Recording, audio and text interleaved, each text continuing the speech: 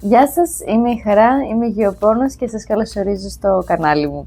Σήμερα, πέρα από το απρόοπτο που έγινε μόλις πριν από 2 λεπτά που βλέπετε μπροστά σας, θέλω να κάνουμε κάποιες μικρές πράσινες δουλειές, να συμμαζέψουμε κάποια φυτά έτσι τώρα τον χειμώνα. Και στο τέλος του βίντεο θα σας δείξω έτσι μια μικρή ανάπτυξη που υπάρχει στην συλλογή. Αλλά πρώτα αναγκαστικά θα ξεκινήσουμε με αυτό.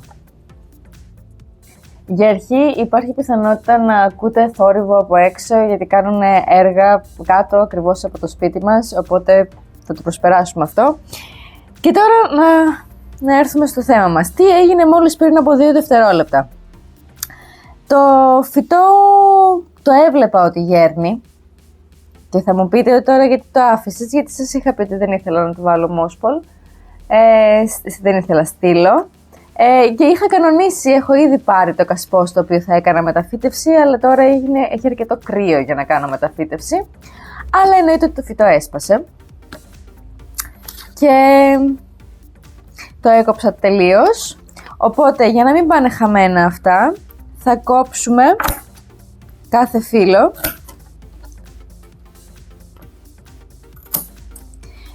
Εν τω μεταξύ, εδώ πέρα, ας πούμε, δεν υπάρχει φύλλο, αλλά βλέπω ότι υπάρχει ενεργός οφθαλμός. Δεν ξέρω, τον βλέπουμε. Οπότε θα το κρατήσουμε και αυτό.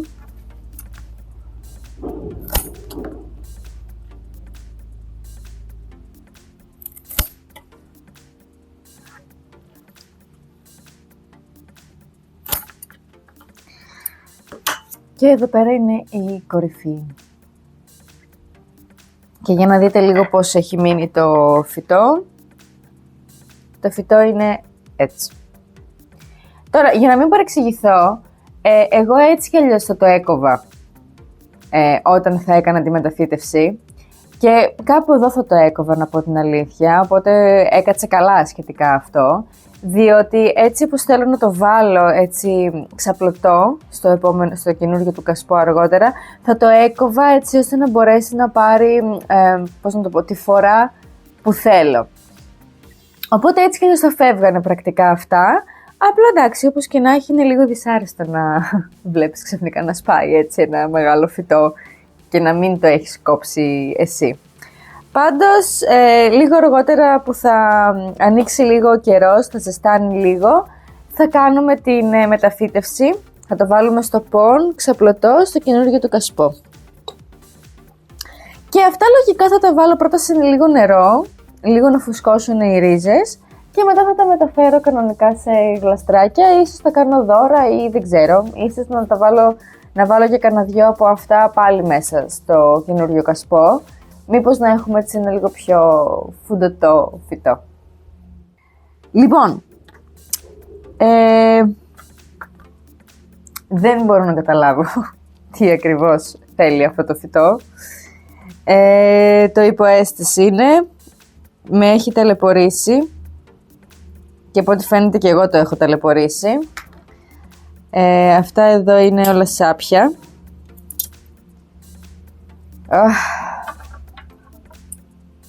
Αυτό έχει και μούχλα.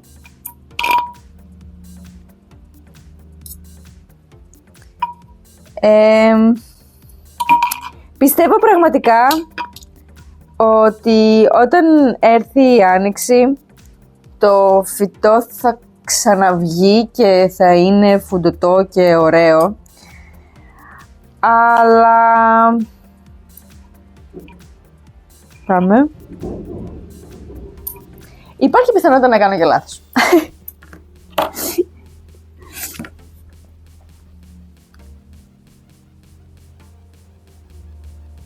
Οι ρίζες πάντως φαίνονται εντάξει. Έχει λίγο νερό, γιατί προφανώς δεν το έχει απορροφήσει όλο, γιατί δεν έχει πολύ φιλική επιφάνεια. Ίσως πραγματικά να πρέπει να του αλλάξω θέση και να πρέπει να έρθει σε ένα πιο φωτεινό σημείο, γιατί μάλλον η θέση που του έχω βάλει δεν το βοηθάει. Οπότε σε αυτό φταίω εγώ. Αλλά δεν ξέρω. Ελπίζω ότι θα πάρει τα πάνω του την άνοιξη. Θα κόψω. Άμα κόψω και αυτό μετά πώς θα πάρει τα πάνω του.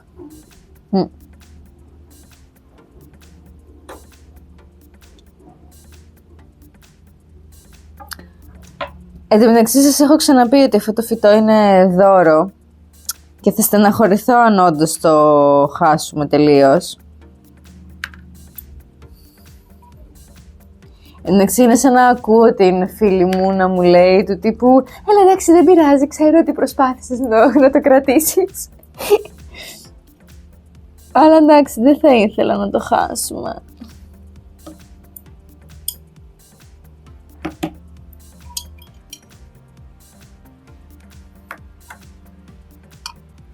Πάντως δεν έχει άσχημη μυρωδιά, δηλαδή δεν μυρίζει κάτι σάπιο.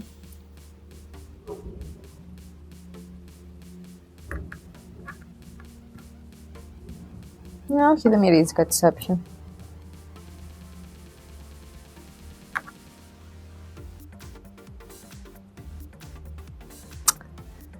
Τώρα όμως που το ξαναβλέπω δεν νομίζω ότι θα γίνει κάτι.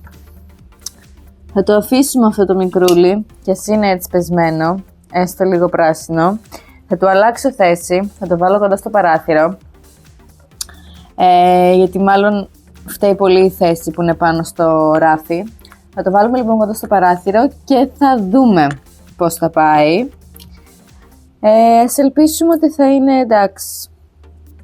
Αλλιώς συμβαίνουν και αυτά.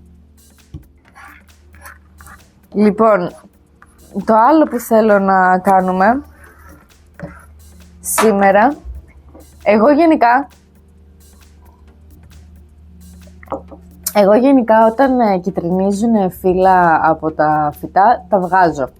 Δεν είμαι από αυτούς που τα αφήνουν να πέσουν μόνα τους. Συνήθως ότι είναι κίτρινο και μου χαλάει την οπτική και την αισθητική, το βγάζω. Τώρα έχω κρατήσει καθαρά για λόγους, για να σας τα δείξω βασικά στο βίντεο. Οπότε θέλω λίγο να δούμε εδώ πέρα την αντανσόνη. Ακούστε τώρα τι γίνεται. Τα επιπρέμνουμ, οι σκυντάψεις, οι μονστέρες συνήθως τους χειμώνες παθαίνουν λίγο ένα κάτι και είναι πολύ συνηθισμένο φαινόμενο ξαφνικά να βλέπετε το χειμώνα κίτρινα φύλλα. Αυτό συμβαίνει και γιατί το φυτό θέλει να διώξει αυτά τα φύλλα, γιατί μπορεί να είναι παλιά και να μην του χρειάζεται πλέον, δηλαδή το φύλλο έχει ολοκληρώσει τον βιολογικό του κύκλο, τη δουλειά του κτλ. Οπότε το φυτό θέλει να το πετάξει. Είτε μερικές φορές τον χειμώνα ίσως να το παρακάνουμε λίγο με το νερό και το φυτό λίγο ψιλοσοκάρεται και κυτρινίζει τα φύλλα του. Να σας πω την αλήθεια, εμένα αυτό, αν θυμάμαι καλά, η αντανσόνη το έκανε και πέρυσι, οπότε θεωρώ πως είναι και γιατί θέλει να πετάξει τα φύλλα της, αλλά νομίζω ότι σχετικά με αυτό το φύλλο ή ίσως αυτό το φύλλο μάλλον το παράκανα λίγο με το νερό κάποια στιγμή. Όπως και να έχει όμως, θα τα βγάλουμε τα κίτρινα τα φύλλα και θα σας βάλω φωτογραφία γιατί τώρα το βλέπω. Θα σας βάλω φωτογραφία εδώ πέρα να δείτε που έχει φουσκώσει ένας γλυκούλης οφθαλμός. Γιατί το φυτό δεν πεθαίνει. Δεν είναι ότι χάνουμε το φυτό αυτή τη στιγμή, είναι ότι απλά το φυτό θέλει να ξεφορτωθεί κάποιο βάρος. Η αλήθεια είναι ότι έχει λίγο ψηλό αδειάσει σε σχέση με αυτό που ήτανε. Αλλά έτσι δυστυχώς όπως την είχα βάλει σε αυτό το κασπό, νόμιζα ότι θα μπορούσα να τη γυρίσω έτσι ώστε να είναι κάπως έτσι. Αλλά αυτό δεν έγινε ποτέ γιατί αποφάσισε να πάει από την άλλη.